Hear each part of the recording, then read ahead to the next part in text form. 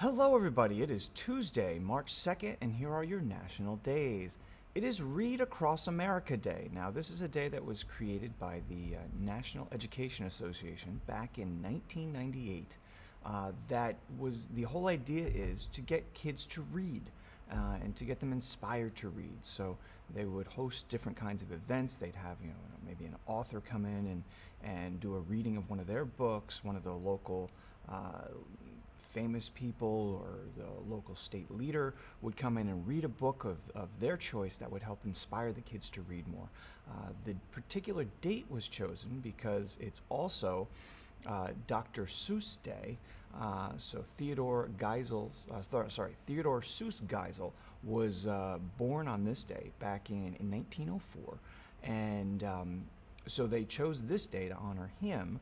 Of course, we all know that his real name is Dr. Seuss and not Dr. Seuss, but we'll go back to the Dr. Seuss because that's what we all grew up with. Anyway, so they chose this day because of him. So you'll see a lot of people wearing the Cat in the Hat hats and all sorts of other things kind of related to Dr. Seuss and his stories. But he's written a lot more than I think most people realize. So get out there and try to find a story maybe you haven't read before. There are some great stories, and then there's some just bizarre stories. So see what you could find and catch up with something you might not have read by him. All right, it's Old Stuff Day, so this is the day that we get out there and I guess find more old stuff, or go find new. Well, they're gonna say new old stuff. It's kind of like one of those double negatives there, but new to you old stuff, and see what's out there. I always remember that show American Pickers, where these people are going through other people's like houses and sheds and garages and whatever, and finding old things that a lot of people kind of forget they might have or really value, but it's old stuff. So go check it out. Hit an antique shop, whatever. Let's go see what out there is old stuff. It's also while you're deciding, I guess maybe where you're gonna go pick up an Egg McMuffin because it's Egg McMuffin Day. So this is that McDonald's dish where you've got the egg on top of a English muffin. You got to throw some cheese and some kind of meat on there. So there's your Egg McMuffin. All right. So go do that. Maybe go get a couple and bring them into your job. Share them with your colleagues, or maybe go get them for the family.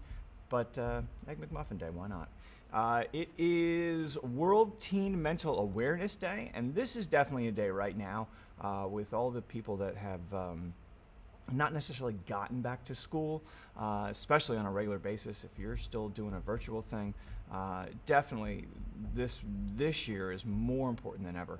So there's lots of help out there.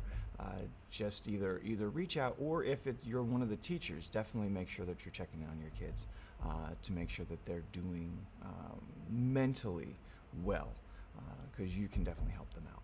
All right, and last but not least, it's Banana Cream Pie Day. Now, these are those pies, and I use that loosely when we start talking about the movies and pies. You always see those cream pies that they're all throwing at each other in the movies and stuff. That's supposed to be a banana cream pie. So it's got a really kind of a thin, flaky crust. You got the bananas on the bottom of it, and then you got this kind of custard and whipped cream on top of that. That's your banana cream pie.